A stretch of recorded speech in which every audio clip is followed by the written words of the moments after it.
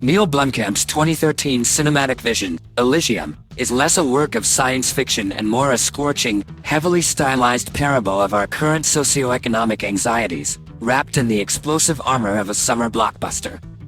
It is a film that positions the viewer in the year 2154, not merely as an observer of a hypothetical future, but as a horrified witness to the logical, if exaggerated, conclusion of present-day global inequality. The world is sliced brutally in two. Below, the Earth, a vast, poisoned, overpopulated shantytown, the quintessential dumping ground for the forgotten masses, is vividly brought to life as a dystopian Los Angeles, a sprawling, sun-baked landscape of poverty and despair, policed by uncaring, hyper-efficient automatons. This is where Max da Costa toils on parole, an ex-con trying to walk the straight path amidst a societal framework deliberately designed to crush aspiration. Above this festering planet, a perfect, gleaming counterpoint spins in the heavens, Elysium. This colossal, Stanford Taurus-inspired space habitat is a verdant, pristine paradise where the ultra-rich, the 1% of the future, live in rarefied air, shielded from the planet's woes. It is the ultimate gated community, the literal realization of heaven on Earth, or rather, above it.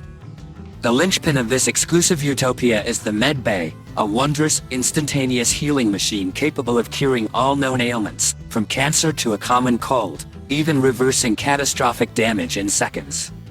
For the Earthbound, this technology remains a mirage, an agonizingly close promise of salvation that is violently denied. Max's trajectory is set by a cruel, arbitrary twist of fate.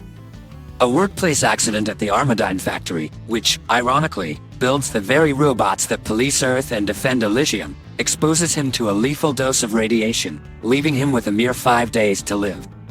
His only hope, his sole lifeline, is to reach one of Elysium's miraculous medbays. His mission transforms immediately from a quiet fight for survival into a desperate, visceral need to breach the ultimate border. To survive, Max seeks out Spider, a charismatic underground hacker and smuggler who organizes illegal shuttle runs to the station, which are often shot down by Elysium's merciless defense systems. To earn his passage, Max must undergo a brutal transformation. He is forcibly fitted with a powerful, if crude, military-grade exoskeleton that is surgically grafted to his body, turning him into a cybernetically enhanced operative. His target is John Carlyle, the soulless, corporate titan who owns Armadine, and whose brain holds a vault of critical corporate data. The ensuing heist, a hyperkinetic piece of sci-fi action, results not only in the data transfer but also in Max unwittingly becoming the carrier for a far more potent payload, a master program capable of rebooting Elysium's entire operating system and, crucially, changing the definition of citizen to include every single person on Earth. This explosive data places him squarely in the crosshairs of Elysium's ruthless Secretary of Defense, Jessica Delacourt. Delacourt, a chilling portrait of aristocratic coldness, views the desperate attempts of Earth's citizens to reach her paradise as an existential threat to her privileged lifestyle. She unleashes her most brutal asset, Agent Kruger, a psychopathic, black ops operative who embodies the savage paranoia of the ruling class. Kruger's unhinged pursuit of Max adds a visceral, almost horror-like element to the chase, pitting an ex-con fighting for life against a monster fighting for a paycheck and a sadistic thrill. As the clock ticks down, Max's purely self-serving objective slowly but surely expands. His path intersects with his childhood love, Frey, a nurse whose young daughter, Matilda, is tragically afflicted with leukemia, a condition that only an Elysian med bay can cure. This convergence personalizes the grand, political metaphor. Max is no longer just fighting for himself, but for the life of an innocent child and, by extension, for the countless, suffering lives on the poisoned Earth. The film's climax is a chaotic, bloody breach of Elysium's pristine defenses. Max, guided by Spider, makes the ultimate sacrifice. Knowing the system's reboot will kill him but save billions, he accepts his fate. In a searing moment of self-immolation, he initiates the upload. The political system of Elysium is fundamentally, and perhaps simplistically, broken, and the gates of paradise are violently thrown open.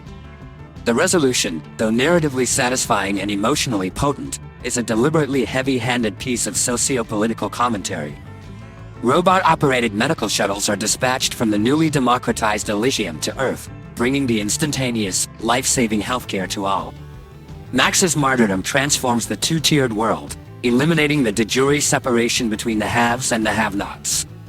Elysium is a stunningly visualized, if occasionally clumsy, action allegory that eschews subtlety for the raw, kinetic power of its central message. When the line between life and death is defined purely by wealth, the cost of systemic injustice must ultimately be paid in blood, even if that blood belongs to the unlikely hero fighting for the simple right to live.